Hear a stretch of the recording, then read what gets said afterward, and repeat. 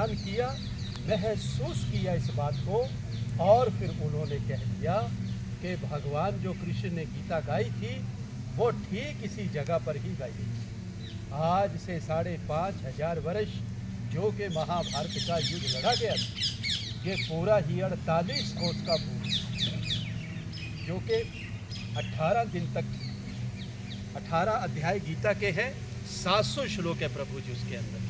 आज जितना भी श्रद्धालु इधर में दूर दराज से आता है, चाहे वो मुंबई से आता है, दिल्ली से आता है, चंडीगढ़ से आता है, राजस्थान से आता है, वो भारत का किसी भी कोने से आता है, और आने के बाद उसके मन में एक ही सवाल होता है कि मैं जब भी कुरुक्षेत्र की भूमि पर जाऊंगा और फिर उधर में जाके ये सवाल करूंगा। उनका सवाल होता है सर सीधा साधा सा कि हमें वो लाल मिट्टी तो बताइए कि किधर है, क्योंकि उस समय बहुत ही भयानक युद्ध हुआ था और युद्ध के कारण ही वो पूरा का पूरा धरती लाल हो गया था।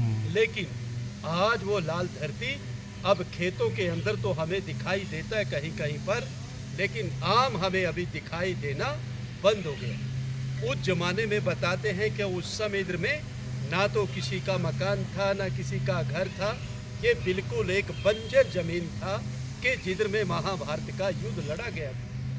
आज हम जिस पवित्र भूमि पर आए हैं ये है मध्यम, यानी कि सेंटर पॉइंट, के जहाँ पर से भगवान कृष्ण जी ने अर्जुन को गीता सुनाया।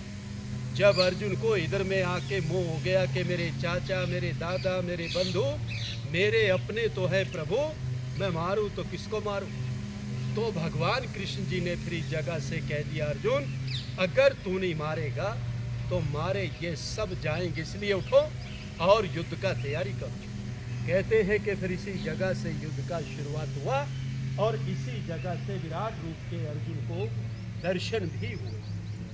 भगवान कृष्ण जी ने जब उनको दिव्य दृष्टि देकर अर्जुन को पूरे का पूरा ही ब्रह्मांड दिखा दिया था कि अर्जुन अब तो पूरा ब्रह्मांड देख सकता है, मैंने तेरे को दिव्य दृष्टि दे दिया। कहते हैं कि फिर इसी जगह पे आके अर्जुन का जो मोह था वो पूरी तरह से भंग हो चुका था। इसी जगह से युद्ध का शुरुआत हुआ और अंत में आके युद्ध यहाँ समाप्त हो गया।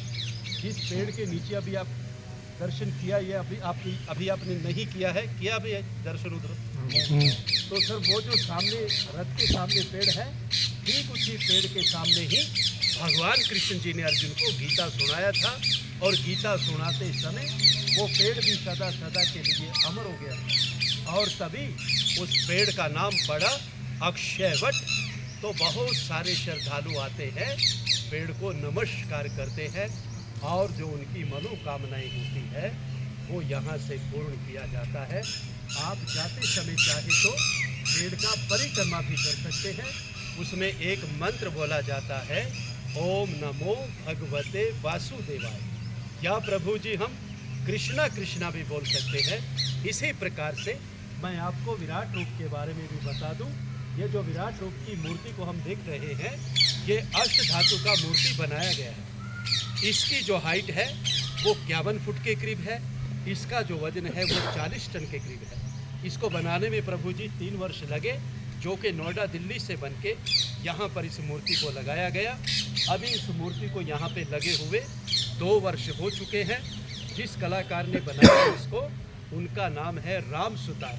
हम यूट्यूब पे भी रिसर्च करेंगे तो एकदम से भाई साहब का नाम आ जाएगा। तो सबसे पहले जो इधर वाला चेहरा है ये भगवान परशुराम जी का है, फिर दूसरा हनुमान जी का है, फिर हैग्री ब्रह्मा जी हैं, भगवान कृष्ण जी हैं, शंकर जी हैं, आगे गणेशा है, नरसिंह है, राजा बलि है, और 10वां जो अवतार गया है वो नागदेव के रूप में भी जाता है। प्रभु जी आप चाहेंगे तो विराट रूप का भी परिक्रमा कर सकते हैं। बहुत सारे चारों तरफ से इसमें चिन्ह लगे हुए हैं, आप उनकी भी फोटो बना सकते हैं, यानी कि मोबाइल में तस्वीर ले सकते हैं प्रभु जी।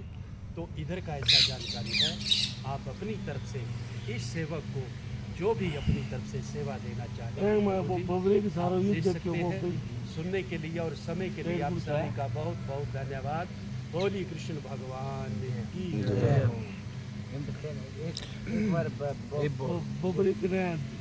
बर्बरी कर नारायण गोस्वामी है, हाँ जी हाँ जी वो पेड़ पूछ रहा है, कहता है, वो सर ऐसा है वो